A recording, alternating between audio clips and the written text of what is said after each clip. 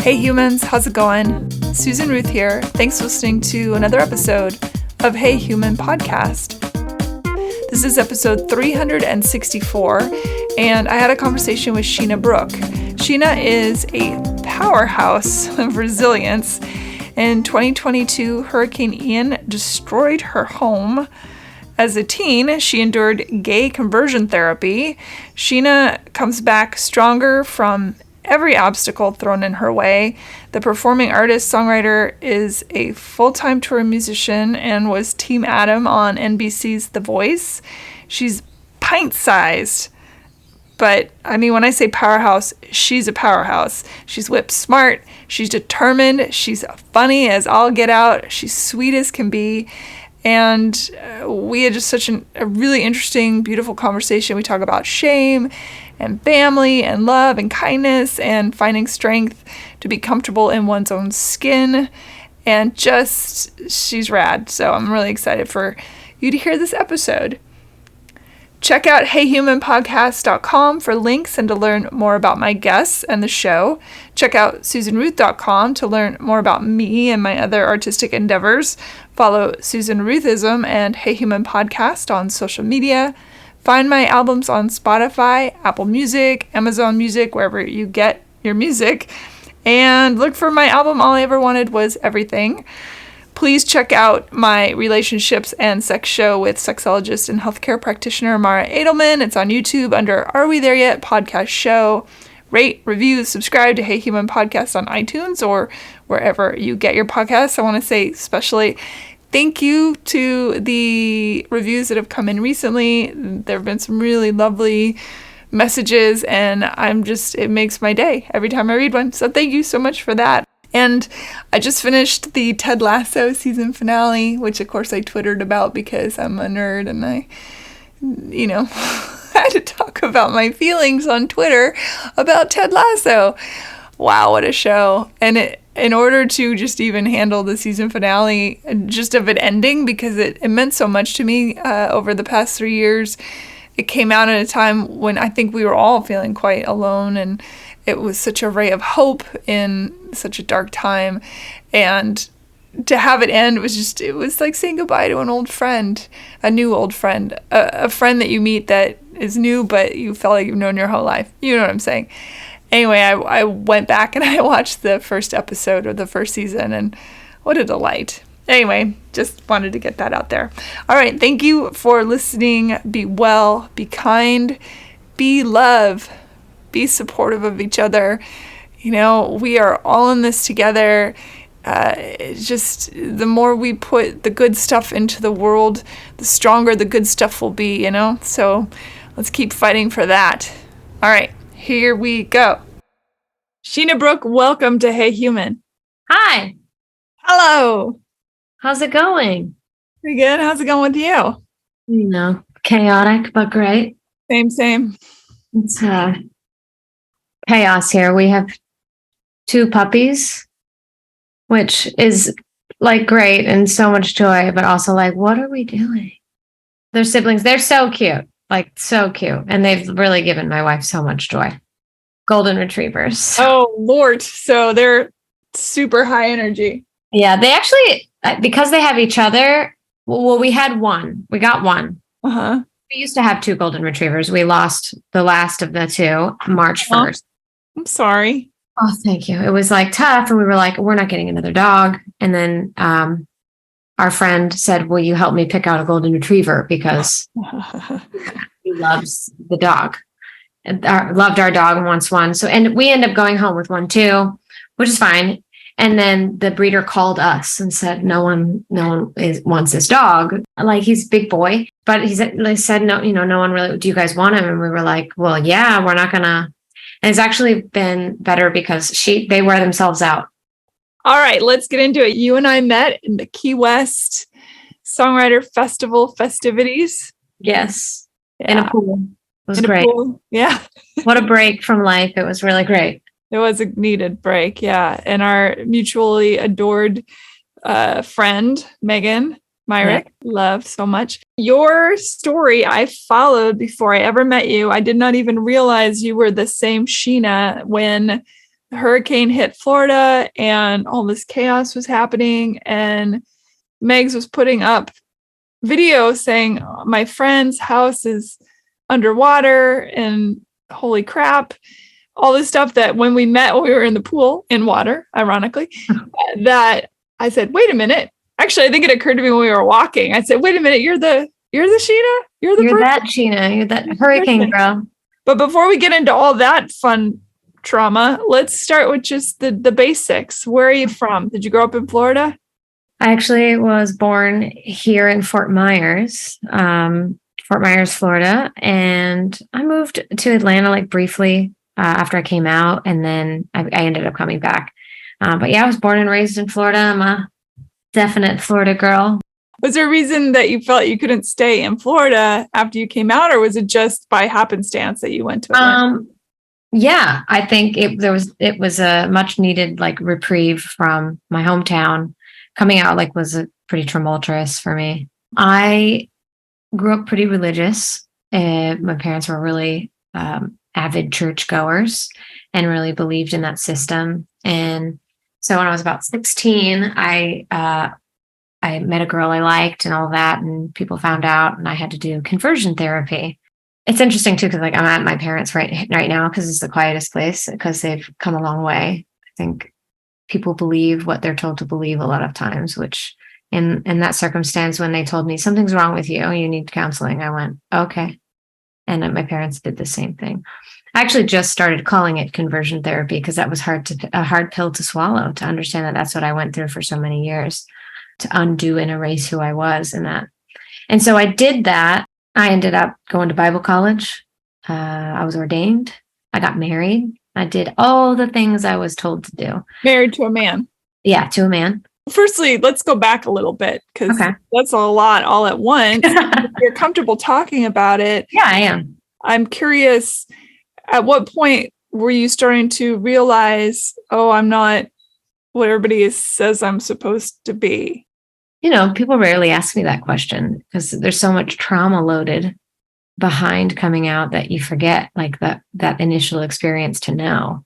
I think I've always been like drawn to girls and women and all of that. I think I grew up a little sheltered and a little young. My wife always says that even though I was born as a 90s baby, I'm a 2000s baby because I grew up a little later, much more naive. And so I think I just met this girl. I think it was 8th grade because it was the 9th grade that I started conversion therapy and like all of that because it kind of came out and all that because I was really involved in church too. So you couldn't do anything. I couldn't do anything without, being So did caught. somebody find out then, or did you say to your parents, hey, I like girls? Yeah, they found out because I was just here's how it happened, which is really, really awful when you're trying to figure out who you are. We were young, like at a youth group trip, just like having a great time. And when I say like minimal physicality, like I always make the joke that like if I was going to get in as much trouble as I got in over the years, I should have like fucked everyone, like everybody, because I got in enough trouble so that I should have been just, very promiscuous. And but I wasn't. I definitely tried to do what I was told all the time. And so we were like hanging all over each other. And they thought that was, I cannot even recall because it's so intermingled with all this. I can't even recall if we had kissed yet or anything, but we were hanging all over each other at an event, just being lovey-dovey. And so the pastor pulled us into a meeting. So like he has a door and I wait outside while he basically interviews her. And then she goes outside and then I go inside. And they did that about 4 or 5 times till one of us like cracked, crying, saying, I mean, I have feelings for her, but like, I don't know what that means. And then it's like, okay, well, God hates that. And you're broken and now you need counseling. And then we did that. And I do remember one of the things I recall the most about those moments is I started counseling and, I'm a young person. I'm like kind of helping with church and doing all this stuff. And I'm like, okay, well, how do I know if God healed me? And they said, we'll tell you. And I don't know why of all the things that always like strikes out in my mind, because it's like, a lot of people live their lives with someone telling them when they're okay, telling, like, I'll tell you when you're okay. I'll tell you when you're healed. I'll tell you when you've made enough money. No one can tell you any of that shit but yourself. And learning to like love yourself is a huge journey, whether you're gay or straight or bi or asexual or whatever your situation in life is, whether it involves sexuality or doesn't. That is a difficult journey, I think, for all of us. The audacity of a pastor coming to you and doing that is insane to me. I love that word because like you cannot get me started on the word audacity, because now as a person, so after all of that, I went to Bible college, I got ordained, I got married, I was in ministry. And so with all of this knowledge and then all of the kind of rub, because I've always struggled with the viewpoints of this organized church and I got in trouble for all kinds. I got in trouble for bad opinions. I got in trouble for being gay. And the word audacity, the audacity to think, I know what God's saying, just alone, it just blows my mind now at this point. And just how religion has come, which is like a whole separate podcast, because like, you know, it's like, I swear I could talk about it all day, because it's like, it's just something that blows my mind about this person I used to be, and this strong belief system, and the belief in Jesus and being saved and Christianity, and then to now to where like, I don't know, maybe I feel that way on a Tuesday, and then maybe I think I'm an atheist, because how can God exist with all of this in the world? And then you think about Christianity as a whole and how opposite it is from the story of Christ, which is the biggest thread in that story is a story of acceptance, of nonviolence, of like, you know, giving away what you have and not holding on to it. And I just feel like Christianity is all mega churches and guns. So yeah, the opposite of that, you know. I feel the plot has been lost about for the underdog and helping those in need and all of that. For sure. Are you comfortable talking about what conversion therapy was like? It's so weird because it's also the reason that I have so many, when you start thinking about these things, it has so much to do with some principles I have now, which is that how life is. Like when I recently started therapy after the loss of my friend. I keep dumping things on you. And I was like adamant that they needed like a doctorate. I would not see a counselor. And there are some wonderful counselors out there. But the reason is because my conversion therapy was with some woman that took a weekend class to become a counselor. And it's like, you are not equipped or educated enough to help someone that is really struggling. Me or anyone, you know, a woman who lost her child or whatever, whoever you're counseling, you do not have the equipment to do that. So it's I don't recall a whole lot of it, to be honest, just a lot of like sitting in a room feeling worthless. That is the predominant memory, is just feeling, and them just trying to search for things. Well, your parents must love your brother more than you. And I've never felt that. So I think that's baloney, you know.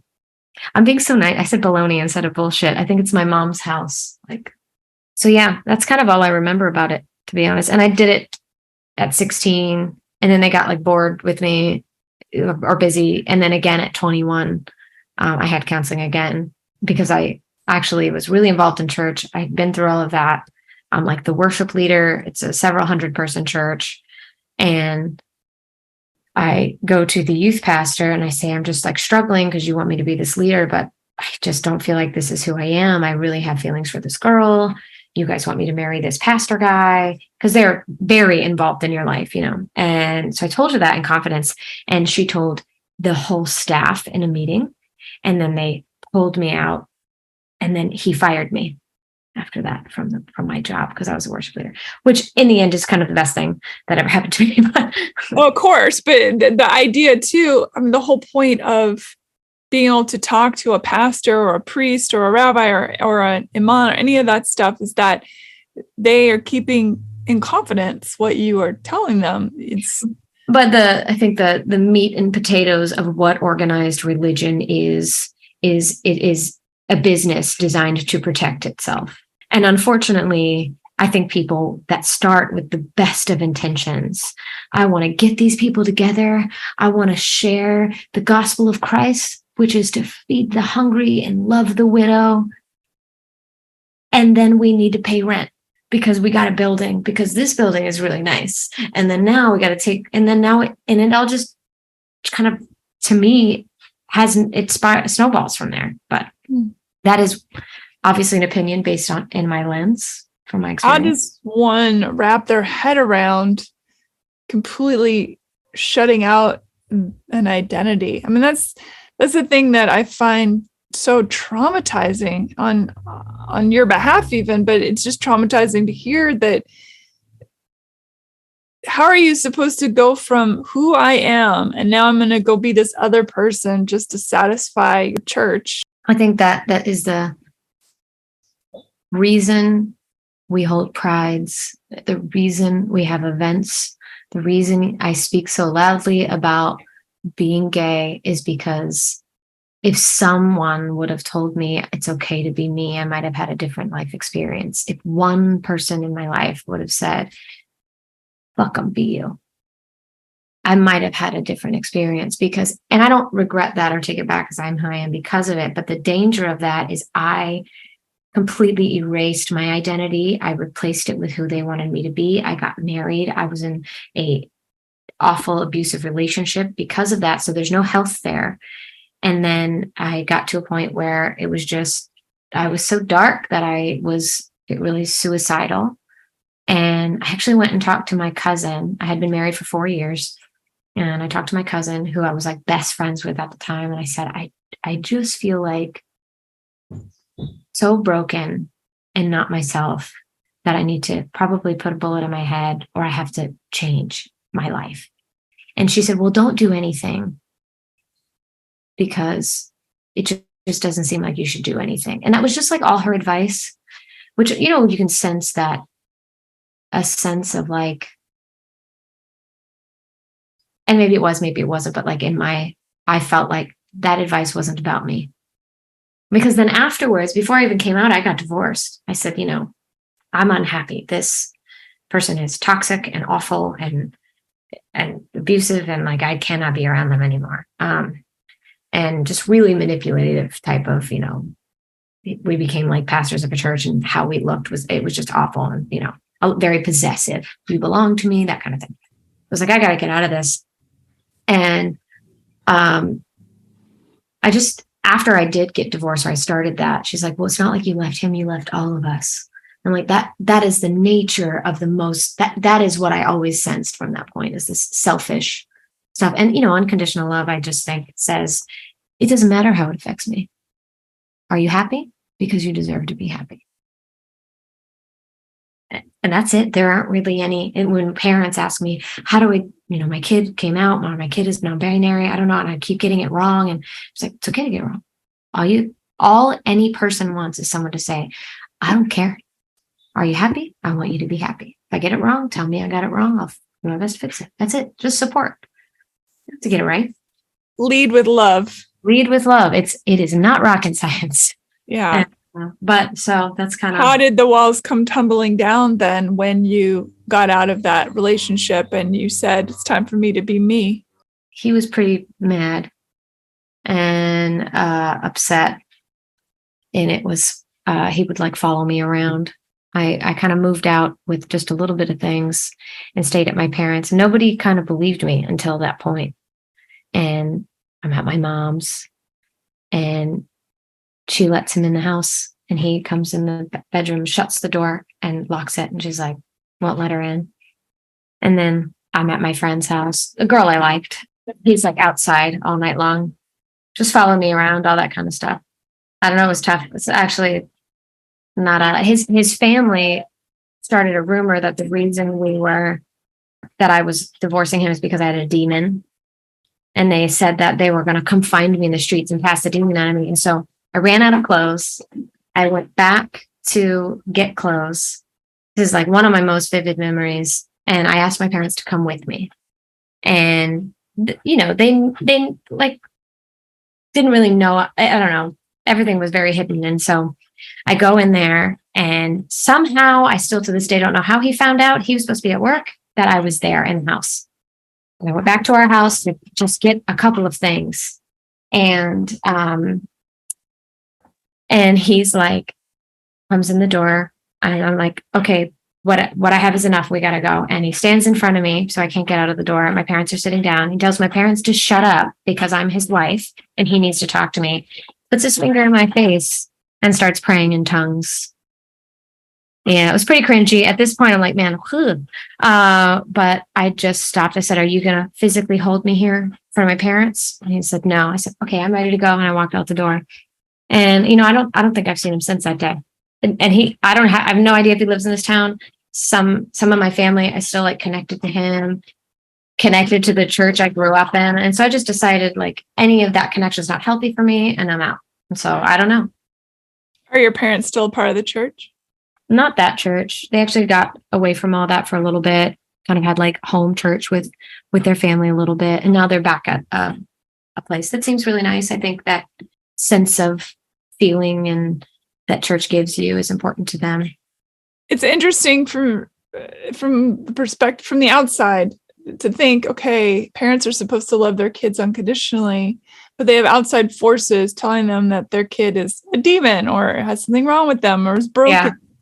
And to allow space for them to also have their own arc of being, and to learn how to come to the table, if you will.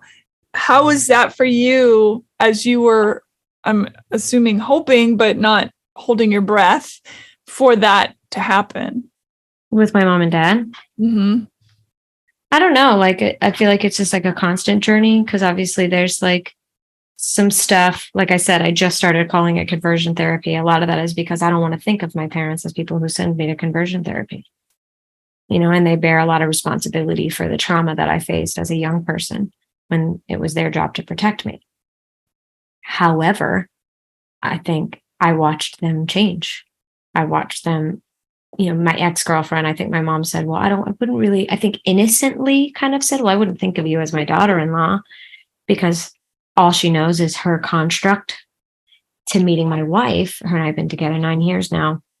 And immediately being different, like, this is my daughter-in-law Summer, because she knew that she was different. I don't know what it was about that, but that, just the change in saying, okay, like, this is who Sheena is, and she's obviously happy. And I mean, my life's like 19,000 times better on the surface, not alone internally, after coming out, and that's with all of the crazy shit that's happened in my life, So I think I try to find the balance of living in a place of grace and understanding and love for like who they are deep inside.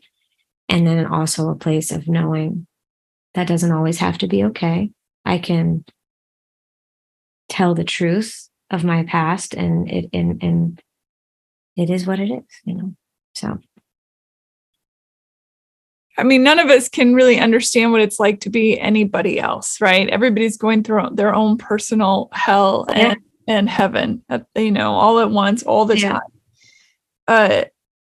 But you live in a place, Florida, where you are being told not only by the people around you, but also by your government that there's something wrong with you. How do you deal with that?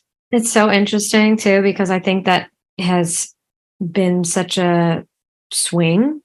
Like, as I become more and more of myself, I felt like, and I'll play and like play music for a living and like play and be myself and tell jokes, and everybody's so accepting. And then like all of my friends, I did a CD release party for a song called Bad Bitches Like Me. Meg and I wrote it together. The host of my event was a drag queen I know named Alexia, and she is wonderful. And people came to see the show, and she was there. And then literally like 6 months later, or however long later, drag queens are evil. And I'm playing a Pride that I'm actually not super available to play, but I was like, I have to play this Pride. They asked me to play because they don't have the performers anymore, because they cannot safely have any of our drag performers, our hometown drag performers perform on the main stage. And this group is constantly trying to get the city of Naples to revoke the permit for the Pride. And I'm like, I have to be a part of this. I have to be a voice.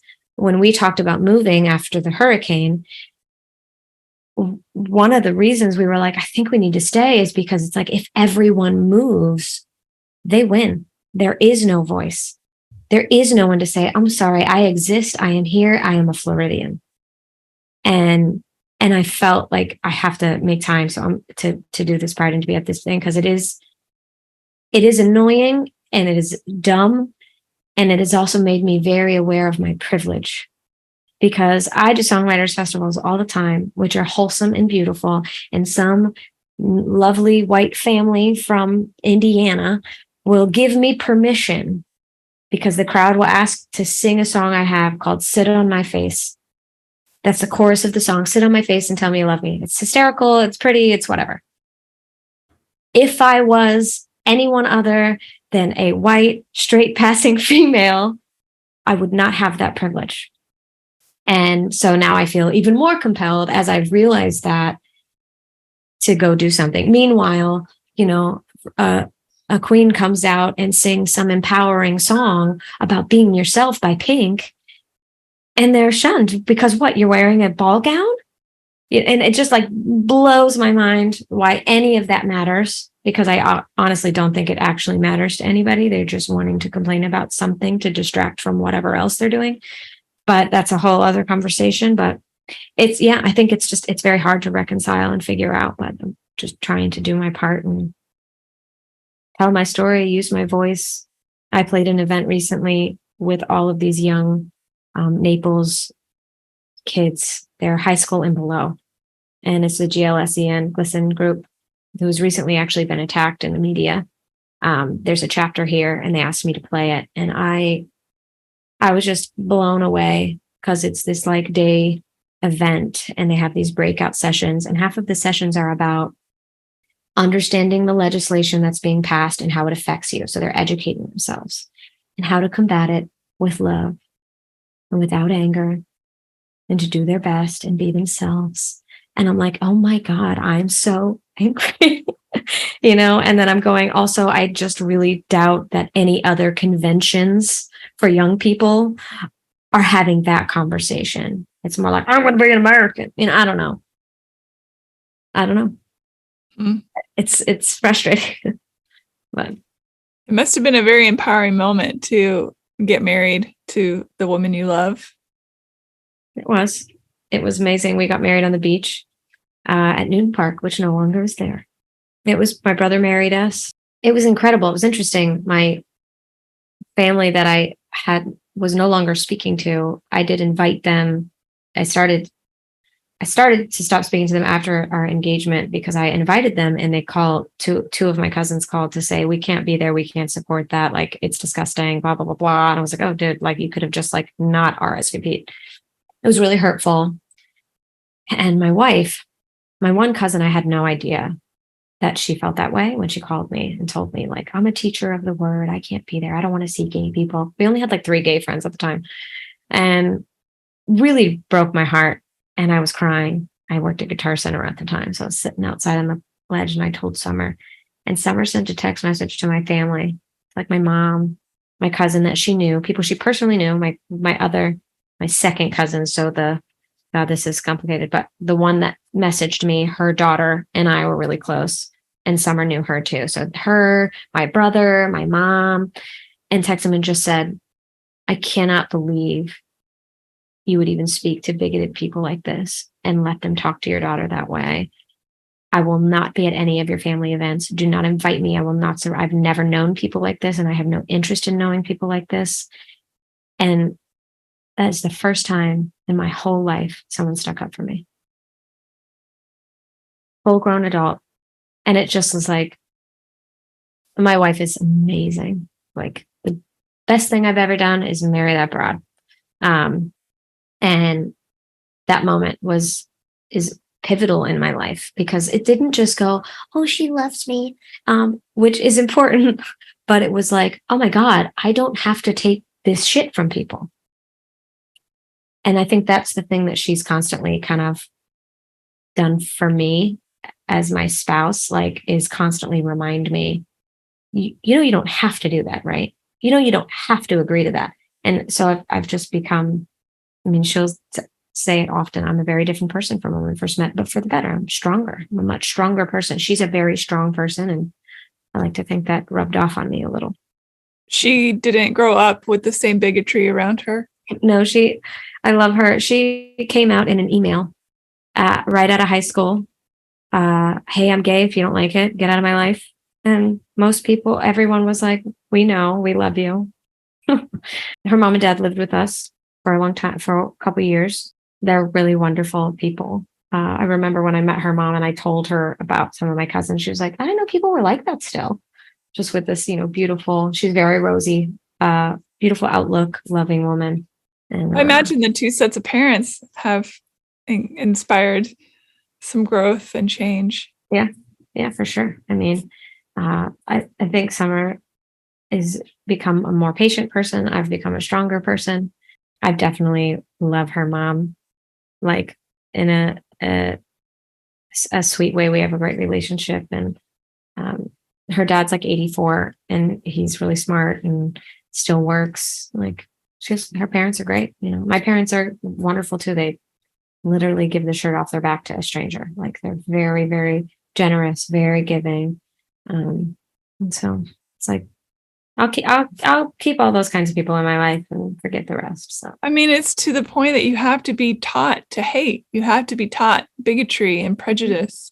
That stuff isn't innate in us. No, it's not. That's the one thing that I believe that it can also be cleared from us.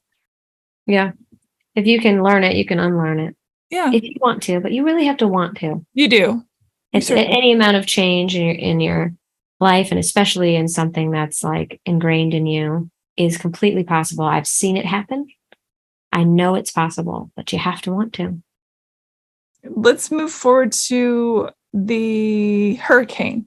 Yeah. So Summer and I been married 9 years, and we're just plugging away. We both work really hard. I'm a working musician, songwriter.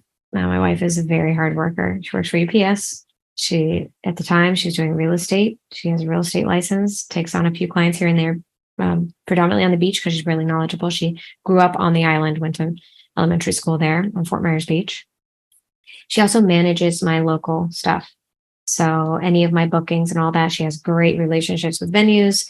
It's kind of the reason I am able to play for a living, because she's very good at that. And all musicians, we kind of need someone like that in our lives. So we're trudging away, kind of getting on our feet. Her mom gets cancer, which she survives, but really goes through it. And it just took a huge hit on their finances. And so they ended up having to move in with us to get back on their feet.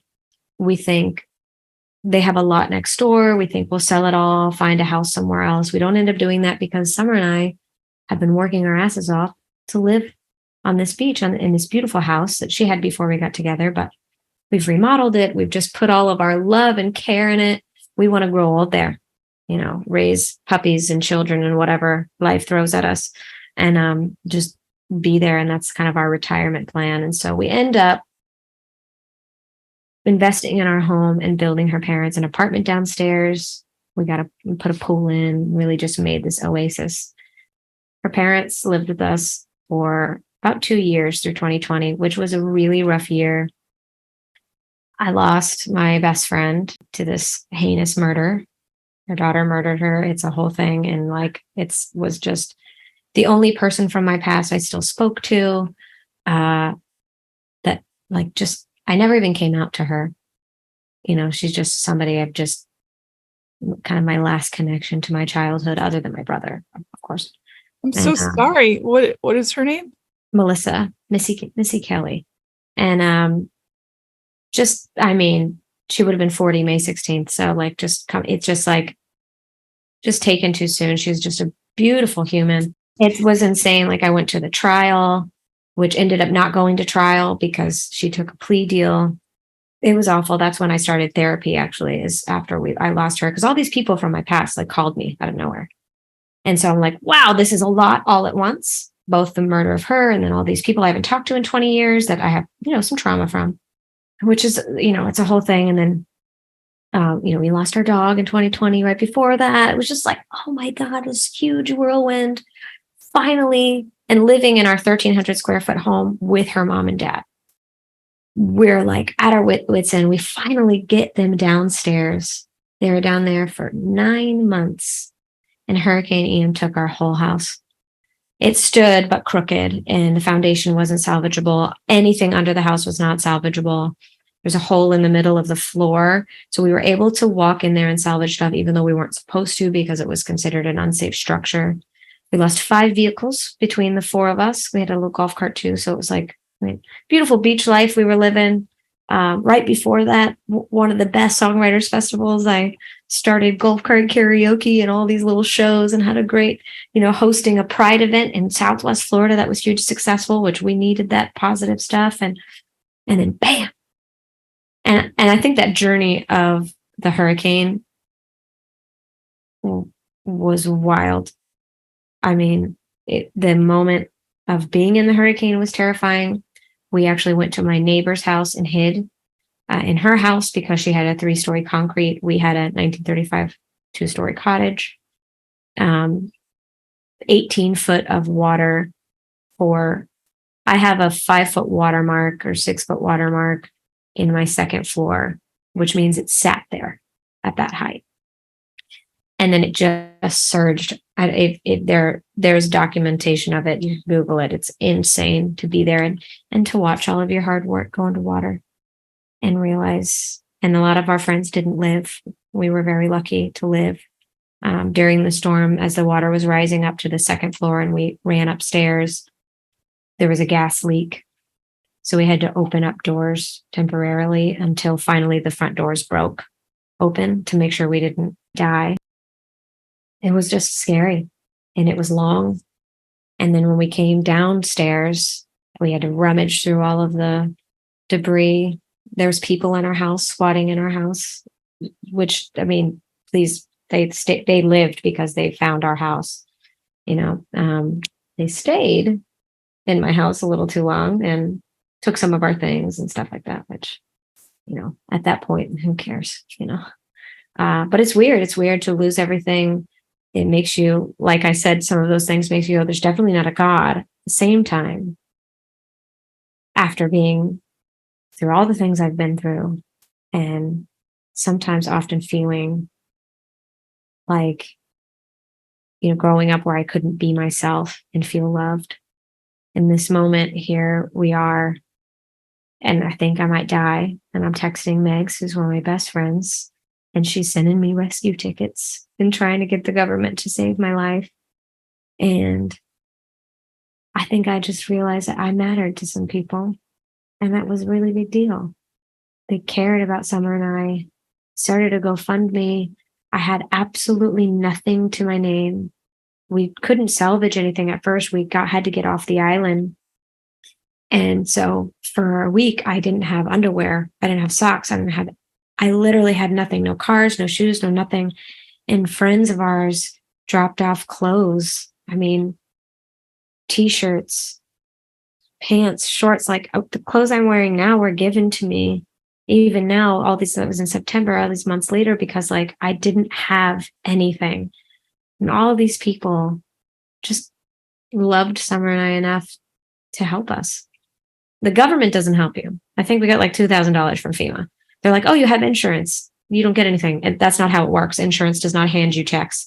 So we still don't have any help from insurance. So yeah, GoFundMe, I think, is proof that you even don't have to know a person to know their humanity, to see humanity step up. Yeah, I ran into, at the Key West Songwriters Festival, I ran into Ashley Cook, country songwriter, singer-songwriter. And I was like, I have met you for a half a second. You otherwise we might not have recognized each other on the street. And she donated to our GoFundMe. And I just told her thank you, because it's there's a faith in humanity that is restored in me And I hope that like in the future, that's something we find a way to give back. We're still sort of getting on our feet. We're like having to change our life's trajectory. And that is so interesting to go, oh, like I had to change everything. I have to rethink everything.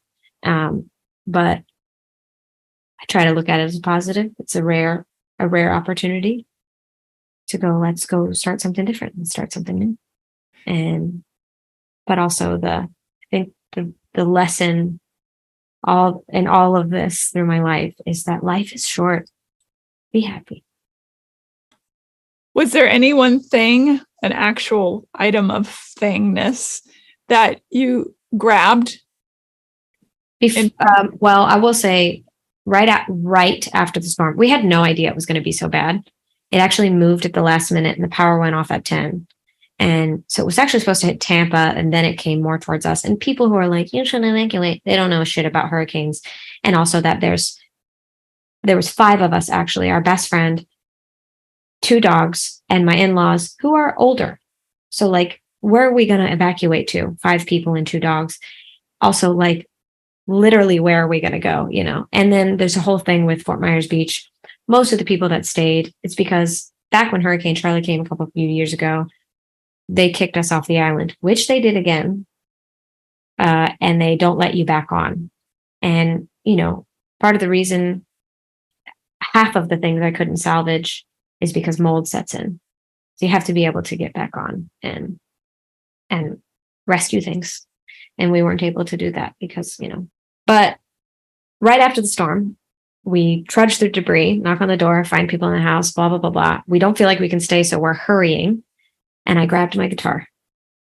And to this day, it's like an expensive guitar. The first one I kind of really was like, I love this guitar. I'm going to play the hell out of it. I deserve to have an expensive guitar because I normally play like $500 guitars.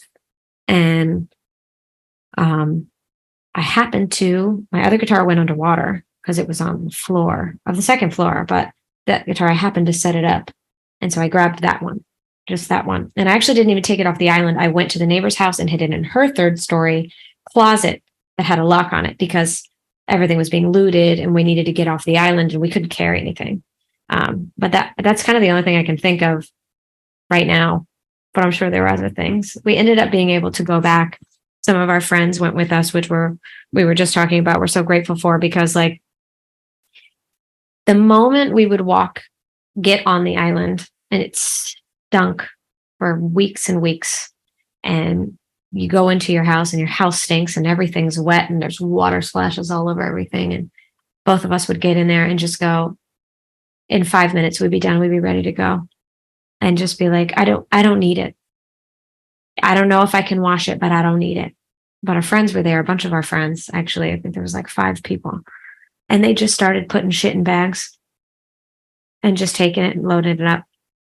And then later on, we kind of went through and we were able to save like Yetis. We had all these Yeti coolers and Yeti cups that we've accumulated, and that shit's expensive. I wouldn't, and we take really good care of our stuff. So we were like, and so later on, once it was somewhere else, I cleaned it up and, it still works. So there was probably a handful, probably like a storage unit amount of things we were able to save from our house.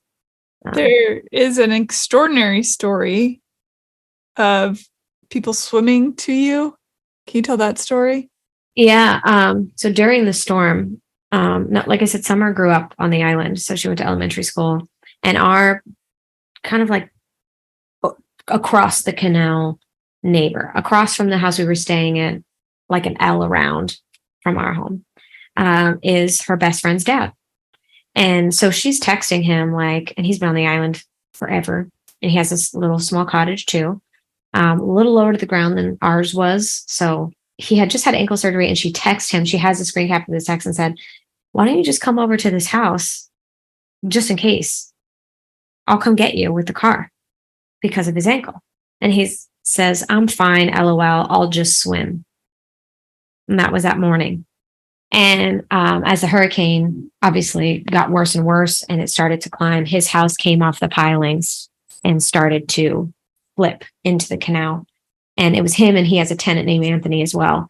And he has a dog, and he swam across.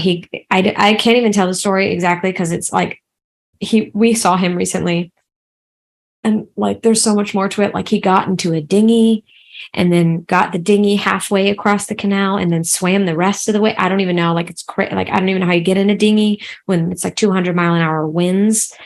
Plus the surge is very strong. It's like really rising and rising fast. And he gets there and kind of just dunks the dog by the collar underneath the water and back through.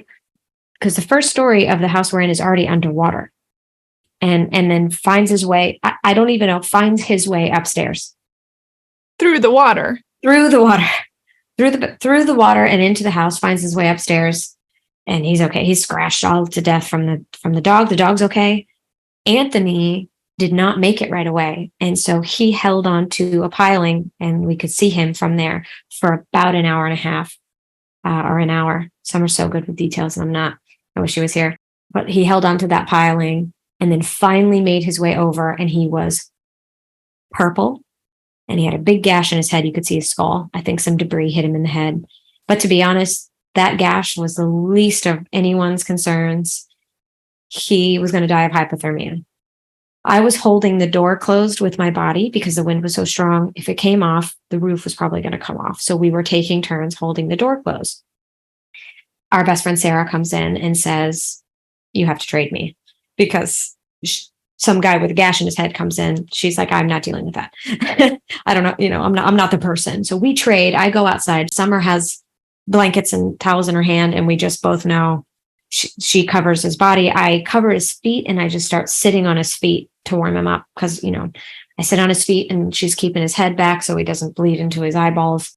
We sat there for a little while. He kind of came to. We just kept checking on him, keeping his head back, and he was fine. And he's, a typical kind of beach guy who's been there forever. So they called for rescue specifically for him, but he was already just down out and, having a drink, trying to find his way. Found some people to staple his head and was fine. He's in this documentary. He laughs the whole time. It's hysterical. Florida man. Florida man. He is a Florida man, beach Florida man, which is a kind of a different breed. Anyway, but we're really lucky to be alive. How are you dealing with the PTSD from that experience? You've just had traumas upon traumas. I do have some storm trauma. I definitely temporarily, we live in a trailer right now. When it rains really bad, I do get scared in there. I have a hard time sleeping, but I think some therapy will be good. Hopefully once we settle in, Summer and I have both talked about, finding some PTSD therapy. I think it's more, for me, sometimes the storm scares me. For her, she's just the trauma of losing all our hard work again. Of just watching kind of your blood, sweat, and tears wash away. And that's difficult. That I think sometimes that's the hardest thing, is this turmoil. It was not easy. The remodel of our home was tumultuous. I trusted a friend that I've known a long time with $100,000, which is a lot of money to us, an astronomical amount of money. And he's like, "I'm going to get it done for you in 3 months." It took him a year or more than a year. He didn't finish the job. My dad and I finished the job. He would not tell us where the money went, a mistake we already knew, you should have already known not to anyway. But, you just, sometimes you have to relearn stuff. And so it was all this, just grief for nothing. Bye. And in the end, you just go, it's just stuff. We have each other. We're alive. Our family's alive. A lot of people did not make it. And during that storm, I just, we know where our friends live, and we're going. I think that we had the highest amount of water on our street because we watched it. It kind of bottlenosed on our street. And you can tell that by when you talk to our neighbors. And so thinking that it was that high everywhere, I was just okay, well, my friend Marina's definitely dead. Our friend Tracy was potentially dead. This person's definitely dead, and just, and that most of our close friends lived. Some of the people that we just kind of have known, and some are especially known for years, didn't make it. Some of them have worse stories, and There's just no way anybody who says, should have done this, there is no way to prepare for something like that. There isn't. Knowing what we know with the way the climate is and what's potentially coming, does that make you want to leave at all? Yes. I think that was like a big, as we're searching for like places to live, people are like, are you going to rebuild? And I was like, I have noted, I never want to go through that again. And so we love this little town called Gulfport. It's a little gay town. We've always talked about moving there. I can't live there. It's on a very similar, it's right on the water, and I can't do it. And even where we lived is a little bit close to water for us, where we are deciding to move. But I had to kind of stop and say, I can't live my whole life based in fear. And I have to do, I have to move forward. If Mother Nature's going to do it, it's not going to matter where you live. If we don't do something to change, if our climate, if people don't start caring about the environment, and there's no way you see that more than Summer talks about it all the time, driving for UPS and growing up in this town, she'll be driving somewhere and she'll be like, this used to be trees and now it is just building after building after building. And there's just, you can only do it so much. Somewhere downtown, and there's empty buildings and there's waste. And it's like, why aren't we revitalizing those places instead of tearing down our environment to make new places? Because you want the old shit. I don't know what the deal is, but we've got economics. It's all about money. And the truth of the matter, you mentioned at the beginning of this conversation that, the politicians who worry so much about who's sleeping with who, or a dry queen reading a book or whatnot, it makes, as long as they can stir up that kind of fervor with their constituents, everybody will notice the fact that, Florida doesn't have a great response time to disaster. The roads are screwed up, that the policies are screwed up, that the politicians are on the table. Dumping pollution into Lake Okeechobee all the time, that people in America don't have clean water. Yeah. And so there's your answer. It's like, this is why they're screaming about things that literally mean there's just, who cares? It's like, and then what do? Is they take books away so that you can't educate yourself, so that you can speak out against the powers that be. And that is the trouble, is that until us, and I've said this a few times, people are like, well, what do you do about it? And I'm like, I honestly, I don't know, because if I tell people there's a problem, there's an attack on my community, a lot of people just don't believe it. I can give them all the proof and they don't believe it. Or it's either that, and then there's just like an even larger group of people who, it's not that they don't believe it, they don't care enough to change how they vote. And until people start caring enough about other communities, about freedoms, about the environment to change how they vote, nothing will change. Yeah. And unfortunately, it is that apathetic voter, it is that apathetic person that you have to individually reach out to. I don't know that there is any platform big enough to change the heart of a person, but I could maybe have dinner with someone to change the heart of a person, which just sounds exhausting, but I would definitely try. I think that's a great plan. Dinners with Sheena. Let's do it. Let's do it. I'd like to touch a little bit on your time on The Voice. Once you sort of get past, there's like all these things to get up to the point where you're in LA about to do a blind. You're there for about like a month, and you're really with the staff, because there's a casting company that gets you to that point. So you have all these kind of casting calls. And then once you get before a blind audition, you get to be a part of that, and you're a part of The Voice. That team of people really wants to see you succeed. They really do. They want you to get a chair. They want you to do well. No one's going, I hope she sucks. They are there to help you succeed. I think anybody who's thinking of going on The Voice should do it, because it's a great experience if you let it be a great experience. I met amazing people that I'm still friends with. I still write with. I still talk to because of that show. And I think it also, they like marketed me as like a rock and roll country girl. I realized, that's not really who I am. I like to write that as a songwriter, as an artist, not really me. I can't really be in that box. And where it's like, I think, let it teach you what it's going to teach you. And, but I think they do really want you to do well. They want you to succeed. They want you to sound good. So I found it to be an all around good experience. You know, I was on Team Adam. It was a very young cast. So like as an older person, there was definitely, like when I did my battle round with Hannah Iyer, who's a phenomenal singer and adorable and 15 years old.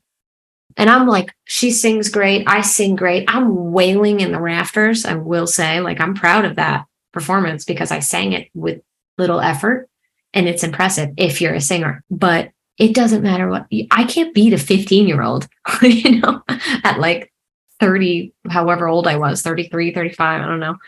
I don't even know how old I am now. None of us know how old we are. The hurricane has aged me and I'm now just identifying as 62. Okay. So when people are like, how old are you? I'm like 62. Just that's where I'm at. So yeah, I mean, it was a great experience. A lot of work. They do interview you like a lot. They have enough footage of me to do like a whole three seasons of a show, but it was great. They showed, I think I always love, they show your life in your blind audition. And I remember in my episode, they didn't really even talk about me being gay. They just showed my family, which is me and my wife and my 2 golden retriever dogs and our white picket fence on the beach. It was adorable. And I liked the normalcy of that. I thought that they did a really good job with that. So. I mean, that's the thing, right? It is just normal. It's just people loving each other, living their life. It's exactly what it is. And I thought NBC did a great job. So yeah, it was great. Now they're going to boycott NBC, all the bigots. Okay. I would be remiss if I didn't ask somebody from Florida to give me a personal Florida man story of yourself, either someone in your family being a quote unquote Florida man or you being a quote unquote Florida man. It's just so funny because like I'm trying to think of one, and I know that in Key West I probably told 1,000 stories because me and Noah, who's such a talented young guy, we just instantly became best friends over he's Florida. The best. Yeah, he's the best. I actually want to have a show with you two, Florida, and off each other. I know, and I need him to I need to chat with him and get into my Florida zone.